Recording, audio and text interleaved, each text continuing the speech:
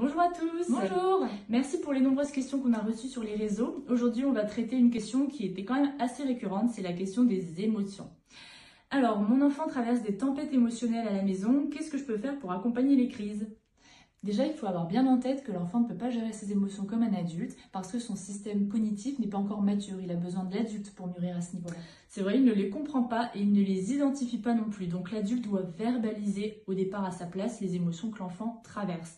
Je vois que tu es en colère parce que, je vois que tu es triste parce que ceci, cela, c'est vraiment important de mettre des mots à sa place au départ. Le légitimer aussi, c'est normal. Moi aussi, il m'arrive d'être en colère, il m'arrive d'être, voilà, je suis fatiguée. Et puis, une fois qu'on a légitimé les émotions, c'est pouvoir l'aider à trouver des solutions. Lui proposer qu'est-ce qui te ferait du bien. Peut-être tu peux taper dans ton oreiller pour faire passer la colère. Peut-être tu as besoin de crier. Est-ce que tu as besoin d'aller dehors? Voilà, lui proposer des solutions concrètes.